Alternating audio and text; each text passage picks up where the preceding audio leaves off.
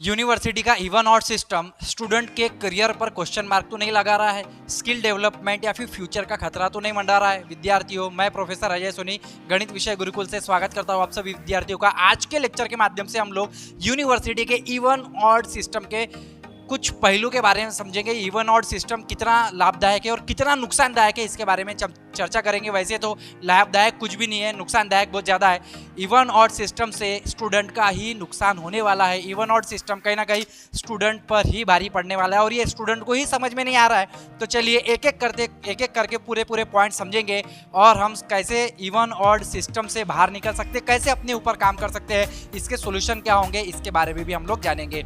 तो भैया चलो शुरुआत करते हैं। देखो, यूनिवर्सिटी ने इवन ऑड सिस्टम की शुरुआत लॉकडाउन के बाद की। लॉकडाउन में जैसे कि लॉकडाउन आया, आप सभी जन जानते हैं 2020 की जो एग्जामिनेशन थी सारी की सारी ऑनलाइन चली गई, या फिर कुछ हल्के मोड पे एग्जामिनेशन हुई या फिर उतने खास तरीके से एग्जामिनेशन नहीं हुई। लेकिन कोविड जाने के बाद कुछ सालों बाद यूनिवर्सिटी ने अपना काम काज का प्रेशर हल्का करने के लिए, या फिर आप कह सकते हैं कि एग्जाम प्रेशर को डिवाइड करने के लिए एक सिस्टम लेकर आया।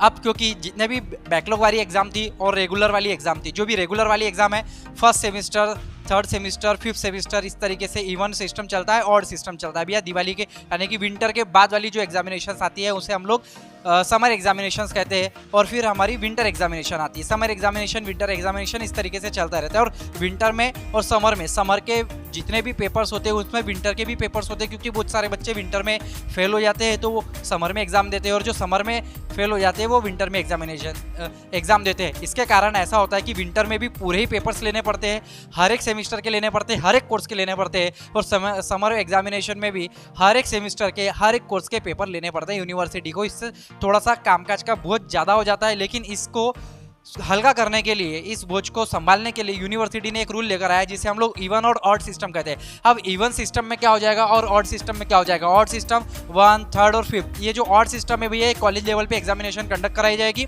यूनिवर्सिटी पेपर भेजेगी। लेकिन दूसरा जो ऑड सिस्टम है यानी कि इवन जो एग्जामिनेशन है, इवन जो सेमिस्टर है, जैसे कि 2nd, 4th और 6th सेमिस्टर है, इसकी भी जो एग्जामिनेशन है वो यूनिवर्सिटी कंडक्ट करेगी और यूनिवर्सिटी पेपर लेगी और यूनिवर्सिटी पेपर चेक करेगी। लेकिन इसके कॉन्सिक्वेंसेस यानी कि इसके जो परिणाम है इतने घातक है, इतने भारी है, कहीं ना कहीं विद्यार्थियों के ही जीवन पे खतरा मंडरा रहा है। कैसे होता है? अगर देखो, एग्जाम प्रेशर यूनिवर्सिटी ने अपने बारे में सोचा, लेकिन उसने स्टूडेंट के बारे में नहीं सोचा कि स्टूडेंट इससे किस तरीके से उभरेंगे या फिर स्टूडेंट पर इसका क्या क्या प्रभाव पड़ सकता है। यूनिवर्सिटी ने अपना कामकाज तो हल्का कर दिया कॉलेज लेवल पर, लेकिन हम लोग बहुत सारी चीज़ें यहाँ पे डिस्कस करेंगे, क्योंकि एग्जाम प्रेशर कम करना था, डिवाइड कर दिया उन्होंने कि भैया कॉलेज लेवल आप ये कुछ सेमेस्टर की एग्ज़ाम आप संभालो, यूनिवर्सिटी ने कहा कि कुछ सेमेस्टर की एग्ज़ाम हम संभालेंगे। लेकिन ऐसे में हुआ क्या, जैसे कि कुछ कॉलेज एग्ज़ाम यानी कि जैसे ही कॉलेज के पास ये अथॉरिटी आई, जितने भी कॉलेजेस थे वहाँ पे एक मनमानी चालू हो गई। ठीक है, अनफेयर प्रैक्टिसेस चालू हो गई भैया, बहुत सारे स्टूडेंट चीटिंग भी करने लग गए, बहुत सारे बच्चे तो स्ट्रेस फ्री हो गए। कॉलेज में एग्जामिनेशन हो रही है, नॉन क्वालिफाइड टीचिंग स्टाफ है, कोई भी आ रहा है एग्जाम कंडक्ट कर रहा है, कोई भी पेपर चेक कर रहा है। तो बहुत सारे पॉइंट है जो मुझे ऐसे लगते हैं, जो विद्यार्थियों को इतने साल पढ़ाने के बाद और जो विद्यार्थी मुझे बताते हैं उनके ऊपर मैं वीडियो बनाता हूँ, क्योंकि विद्यार्थियों के लिए, विद्यार्थियों की आवाज़ बनकर खड़ा रहने का काम भी हमारा है। क्योंकि हमारा एक शिक्षक का काम सिर्फ पढ़ाना नहीं है, एक विद्यार्थियों के साथ संवाद भी करना है और उन विद्यार्थियों के जो प्रॉब्लम से उन्हें भी फेस करना है। बहुत सारे विद्यार्थी पढ़ने वाले होते हैं भाई, बहुत सारे विद्यार्थी होते हैं जिनको पढ़ाई लिखाई से कोई लेना देना नहीं होता, सिर्फ डिग्री चाहिए या फिर अपना टाइम पास करने के लिए वो डिग्री में आए। तो लेकिन जो विद्यार्थी अपना फ्यूचर बनाना चाहते हो, जो विद्यार्थी आगे बढ़ना चाहते हो, जो विद्यार्थी पढ़ना चाहते हैं भैया, उनको तो सही एजुकेशन मिलना चाहिए, उनको तो सही तरीके से अपना स्किल डेवलप होती हुई दिखनी चाहिए। उन्हें ऐसा लगना चाहिए कि भैया हमें इस कोर्स या फिर जो भी हमने पढ़ाई की है उसका फ्यूचर में हम लोग ये एग्जामिनेशन को क्लियर करना है या फिर कुछ उनको आगे बढ़ना है, जो उनके सपने हैं वो साकार करने में उनको मदद मिलनी चाहिए। तो बहुत सारे सपने लेके विद्यार्थी पढ़ाई करते हैं। किसी को अपने घर की परिस्थिति सुधारना है, किसी को अपने हालात सुधारना है, किसी को आगे बढ़ना है, किसी को बहुत सारी एग्जामिनेशंस देनी है।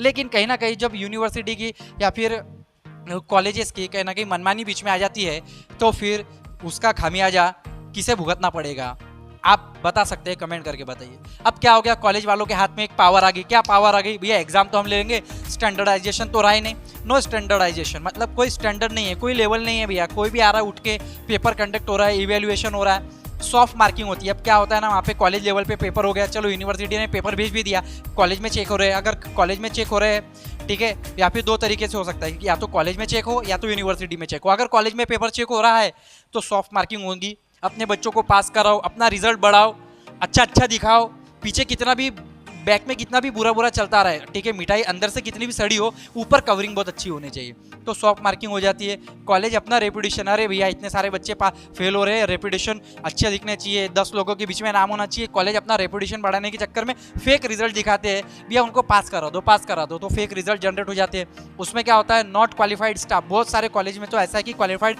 स्टाफ नहीं है भैया, उनको क्या ही बोलना कि कुछ तो ऐसे भी टीचर है कि जिया उनको मैथमेटिक्स का मन नहीं आता पढ़ाने के लिए, नो सिंसियरिटी इन द, फिर भी लेके रखे। और ज़्यादातर कॉलेज वाले स्टाफ क्या करते हैं ना, फीमेल कैंडिडेट को ज़्यादा हायर करते हैं, 5-5 हज़ार में फीमेल्स मिल जाती है, मेल जो है वो 15,000 20,000 हायर करता है, क्योंकि वो अपना घर चलाना होता है, उसको बहुत सारी जिम्मेदारियां होती है। लेकिन ये लोग क्या करते हैं, फीमेल टीचिंग स्टाफ रखते हैं, इनको पढ़ाने से बस कोई तो भी खड़ा रहे, एक टीचर के नाम पे कहीं ना कहीं एक फीमेल स्टाफ या फिर कोई भी एक स्टाफ खड़ा रहना चाहिए, ताकि ऐसा लगे बच्चों को। तो देखो हमने तो स्टाफ रखा हुआ है, तो बहुत सारे कॉलेज लेवल पे खामियां हैं। अब no sincerity in the student, तो स्टूडेंट क्या करते हैं कि सिंसियर नहीं रहते भैया, कैसी भी पढ़ाई चल रही है कॉलेज लेवल पे, एग्जाम, अरे कॉलेज लेवल में एग्जाम है ना, टेंशन ही क्या लेना है, फर्रे तो है, चीटिंग है, अगर चीटिंग चला लेते हैं तो चीटिंग चल जाएगी भैया, सॉफ्ट है, टीचर का व्यवहार समझ लेते हैं, बच्चे चीटिंग चला लेते हैं। कोई इंस्टीट्यूट तो ऐसे भी खबर आई है, सुनने में आया है कि वो खुद ही सारी चीज़ों को बढ़ावा देते हैं। अब कंसेप्चुअल अंडरस्टैंडिंग तो बच्चों की वीक ही रह जाती है, क्योंकि उनमें वो कंपटीशन का माहौल ही तैयार नहीं हुआ। अब कंपटीशन का माहौल तैयार नहीं हुआ, उस तरीके से उन्होंने पढ़ाई नहीं की, थोड़ा सा हल्के में ले लेते हैं एग्जामिनेशन को, तो कहीं ना कहीं बच्चों का यहाँ पे प्रॉब्लम हो जाता है कि कंसेप्चुअल अंडरस्टैंडिंग डेवलप नहीं होती। अब नो कंटिन्यूस लर्निंग, क्योंकि कंटिन्यूस लर्निंग होती नहीं है, वैसे भी आप सभी को पता है कि कॉलेज लेवल पे कितने सारे खामियां आ जाए। फेक कॉन्फिडेंस बच्चों में डेवलप होता है अगर एग्जामिनेशन पास भी कर ले, क्योंकि ये सारी चीज़ें सॉफ्ट मार्किंग वगैरह होती है, तो एग्जामिनेशन अगर बच्चा पास कर लेता है, 100 में से 70 लेकर आ जाता है, 150 में से 80 लेकर आ जाता है, तो बच्चों को लगता है अरे देखो हमने पढ़ा, हमने किया, ठीक है, हमने ये करके दिखाया।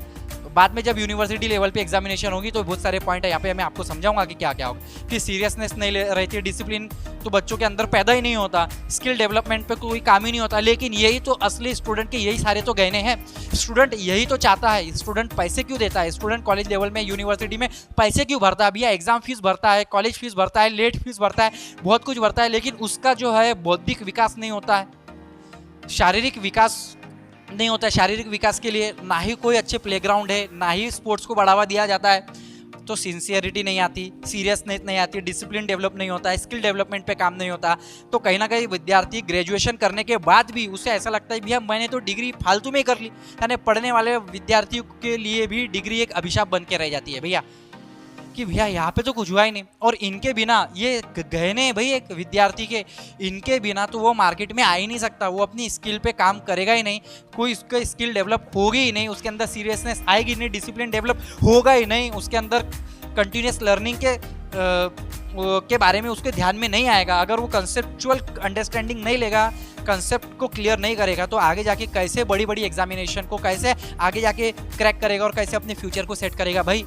तो बहुत सारी चीज़ें जो यहाँ पे, और भी बहुत सारी, अब कॉलेज के जो टीचर है उनका तो लेवल ही क्या ही बोलना, बहुत सारे कॉलेज में अब एग्ज़ाम जो कंडक्ट होती है, जो इवेल्यूशन होता है, एग्ज़ाम भी हल्के फुल्के में कोई भी आके इवेल्यूएट कर रहा है, ठीक है, कैसी भी एग्जामिनेशन ली जा रही है, कैसे भी चल रहा है, बहुत सारे पॉइंट्स है जो यूनिवर्सिटी को सोचने चाहिए, इस पे काम करनी चाहिए, कमेटी बनानी चाहिए। तो इसे सोल्यूशन के बारे में आगे देखेंगे हम लोग, कॉन्सिक्वेंसेस यानी इसके क्या परिणाम हो सकते हैं, इसके बारे में बाद में बताऊंगा।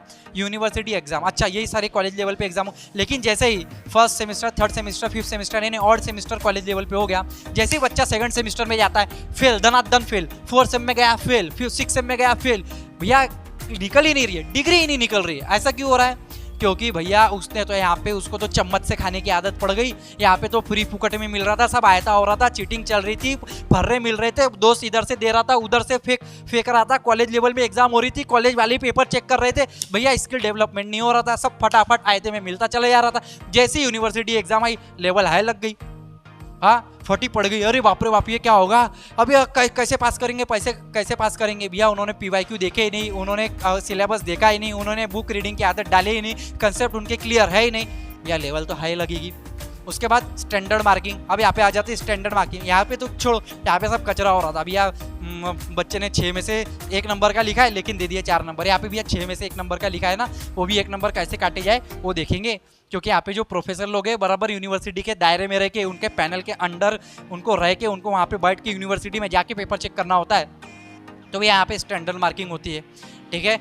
बहुत यूनिवर्सिटी में जब जाते हैं तो यूनिवर्सिटी का जो मार्किंग स्कीम है या फिर यूनिवर्सिटी के जो पैनल है, यूनिवर्सिटी में काम करने का एक तरीका होता है, तो यूनिवर्सिटी अपने लेवल पे फिर काम कराती है, तो फिर बच्चों का जो है रिजल्ट घसा जाता है। स्ट्रिक्ट मॉनिटरिंग होती है, पैनल उनके क्रिएट रहते हैं। अब इवेल्युएशन में ट्रांसपेरेंसी रहती है कि भैया अब क्या होता है ना, अगर एक बंदा पेपर चेक कर रहा है तो उसके ऊपर मॉडरेटर होता है, उसके ऊपर फिर चीफ मॉडरेटर होता है। भैया वो लोग पेपर चेक करते हैं, पेपर चेक करने के बाद समझ में आता है कि क्या सही है क्या नहीं है, फिर बाद में अगर फेल हो जाता है तो बच्चे रिवैल्यूएशन को डालते हैं। तो बहुत सारी फिर यहाँ पे कहीं ना कहीं ये प्रोसेस चलती है। अब लो रिजल्ट यहाँ पे क्यों लगता है, क्योंकि यहाँ पे भैया स्टैंडर्ड आ गया, यहाँ पे सारी चीज़ें एकदम सही तरीके से चल रही है, ठीक है। स्टैंडर्ड तरीके से भैया सेंटर में जाके आपने एग्जाम दी, वहाँ से पेपर कलेक्ट हुआ, यूनिवर्सिटी में गया है, कोई पैनल में जो पेपर चेक करने वाले हैं वहाँ पे एक पैनल कमेटी रहती है, पैनल कमेटी ने पेपर चेक करने वाले प्रोफेसर्स को हायर किया, यानी कि प्रोफेसर जो है उनको चुना, वो प्रोफेसर यूनिवर्सिटी में जाके पेपर चेक कर रहे हैं। पेपर चेक करने के बाद फिर आपका रिजल्ट बनता है। रिजल्ट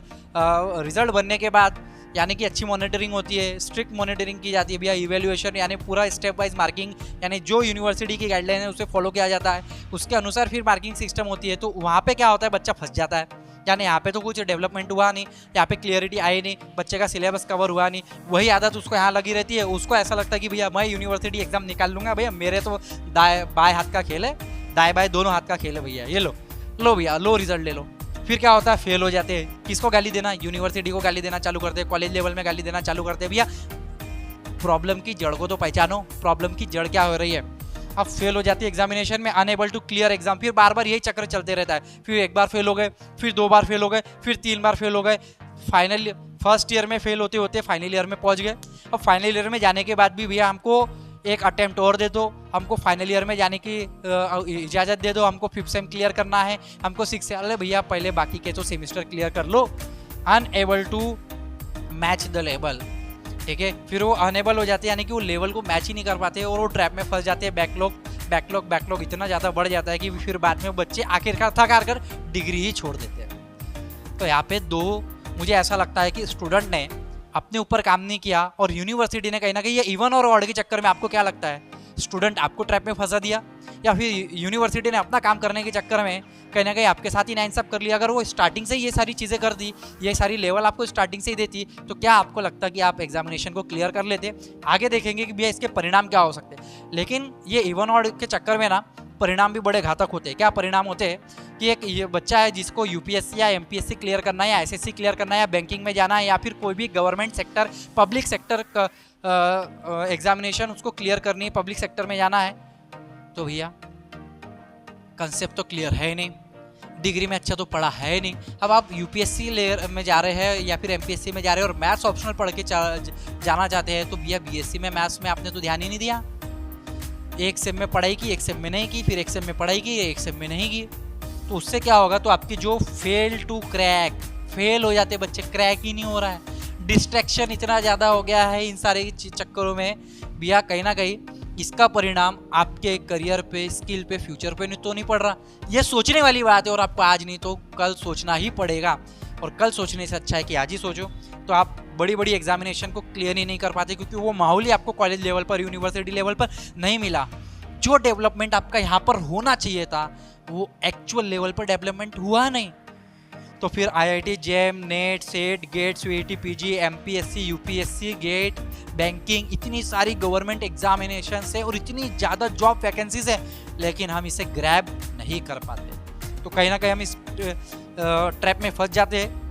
लेकिन क्या सोल्यूशन हो सकते हैं? देखो, विद्यार्थियों का बहुत अच्छा पॉइंट ये हो सकता है, विद्यार्थी तो कहते हैं कि भैया विद्यार्थी से यूनिवर्सिटी सब ले रही है, विद्यार्थियों से, स्टूडेंट से पैसे लिए जा रहे हैं, एग्ज़ाम फीस ली जा रही है, कॉलेज एडमिशन फ़ी ली जा रही है, भैया लेट फ़ी ली जा रही है, और ना जाने दुनिया भर की कितनी फ़ीस लिए जा रहे हैं, और पेरेंट्स भी दिए जा रहे हैं और स्टूडेंट भी दिए जा रहे हैं। लेकिन अकाउंटेबिलिटी यानी कि आपका प्रश्न पूछना भी तो ज़रूरी है। एक स्टूडेंट भूल जाता है कि भैया मैं तो सब पैसे दे रहा हूँ, लेकिन जो मुझे चाहिए, जो मेरा भविष्य बनाएगा, वो सारी चीज़ें क्या मुझे मिल रही है, ये जानने का हक भी आपको होना चाहिए। लेकिन ये सारी चीज़ें आपको सोचना होगा। लेकिन इसके सॉल्यूशन क्या होंगे? अब बच्चा बोल रहा है कि भैया हम तो सारी फीसेस दे रहे हैं, हम तो सब कुछ कर रहे हैं, लेकिन यहाँ पे बच्चा खुद यूनिवर्सिटी के इस सिस्टम को कहीं ना कहीं सपोर्ट करता हुआ नजर आता है, क्योंकि उसको भी आयते में रायता चाहिए, उसको भी आयते में डिग्री चाहिए, उसको भी आयते में सारी चीज़ें वो जल्दी जल्दी पास हो जाए। पहले 3 सेमिस्टर कैसे भी 6 में से 3 सेमिस्टर आप हल्के में पास हो जाएंगे, यूनिवर्सिटी में आराम से देखेंगे। भैया अपने डिग्री का मजाक तो आपने भी बनाया है। जितनी ही आपको ऐसा लगता है, जितने भी विद्यार्थी बोलते हैं कि सर यूनिवर्सिटी की ये गलती है, यूनिवर्सिटी की वो गलती है, अगर यूनिवर्सिटी ने अपना कामबार कर्म करने के चक्कर में कोई गलत डिसीजन लिया भी होगा तो भैया आपने क्या किया, आपने उस डिसीजन में, उस यज्ञ में घी डाल दिया।